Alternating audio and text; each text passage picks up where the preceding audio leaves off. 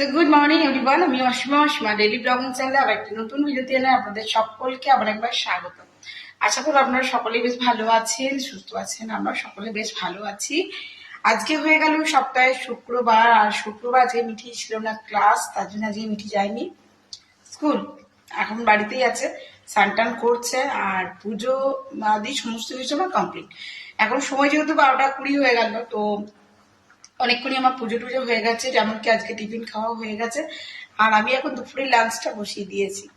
চলো ব্লগটা যখন থেকে শুরু করি। আমি এখন রান্না বান্না করে যাবো একটুখানি বাজার, আমার একটু কাজ আছে সেটা করতে। তো চলো ব্লগটার সঙ্গে থাকো, আর অবশ্যই দেখতে কম আজকে এই ব্লগটা তোমরা।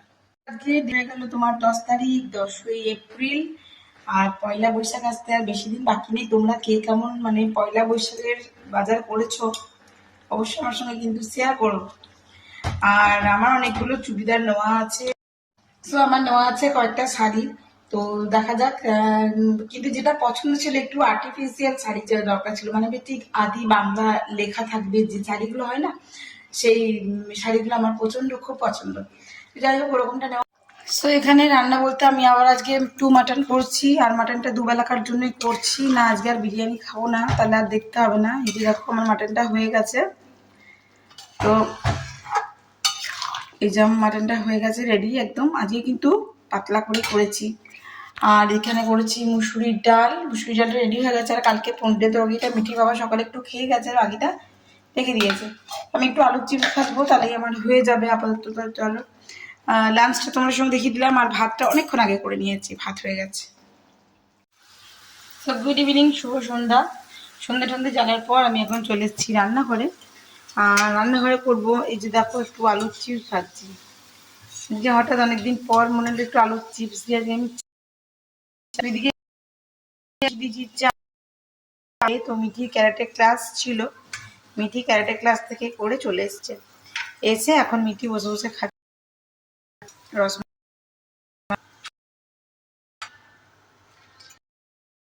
মিষ্টি লাগছিল বুঝলেন বন্ধুরা, কালকে খেলো না, বাপকে দিয়ে দিল। আর আজকে বার করছে, খাচ্ছে। সকাল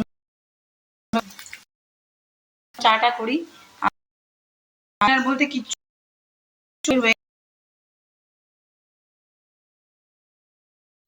তো চা এখানে ফুটছে বন্ধুরা। তোমরা যদি কেউ আমার সঙ্গে চা খেতে চাও অবশ্যই আমার বাড়ি আসতে পারো, সকলেই তো তোমরা আমার বাড়ি জানো। আর দ্বিতীয়ত হলো আমি আবার কেকগুলো বানাতে শুরু করবো তোমাদের সঙ্গে, অবশ্যই আমি আমার সোশ্যাল মিডিয়াতে শেয়ার করতে থাকবো, ঠিক আছে। এই দেখো আমার আলুর চিপসগুলো অনেকটা ভাজা হয়েছে, আর ভাজবো না।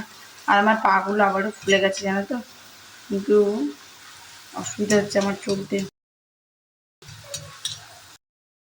আমি এখন মাটন খাইনি, আমি দুপুরের লাঞ্চেও কিন্তু এক পিছু মাটন নিইনি। আমি ঠান্ডা ভাত আলু মেখেছিলাম, আর আলু ভাত জিরে লঙ্কা করিয়েছিলাম, ব্যাস। আর কিচ্ছু খাবো।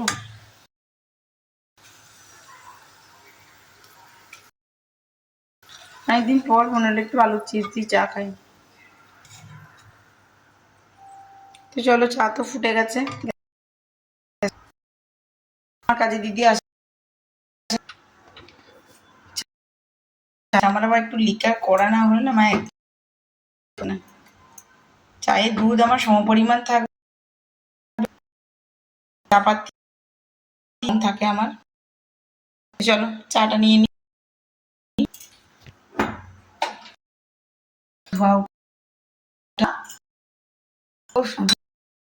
শান্তি, তাই না বন্ধুরা? কে কে আমি আসছো, ওয়েলকাম। জি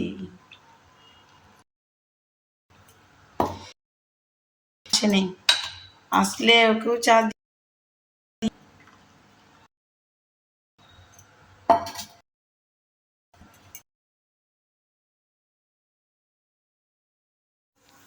মুড়ি তোড়জোড় চলছে, এখানে করে নিয়েছি আলু সেদ্ধ, এই যে দিয়ে দিয়েছি চানাচুর। মিষ্টি বাবা এখনো এসে ঢোকে নেই। আর দেখুন মিষ্টি আমার কেমন পেঁয়াজ কাটছে দেখুন, একদম পেঁয়াজের জোগাড় লাগাচ্ছে, পেঁয়াজ ছাড়াবে, পেঁয়াজ কুটবেও। আর আমি এখানে আলুটা ভাজবো। আর কি নিবি মিরি? লঙ্কা নিবি? জিরে লঙ্কা দিয়ে আর কি আলুটা ভাজবো। চলুন তারপর দেখাচ্ছি আপনাদেরকে।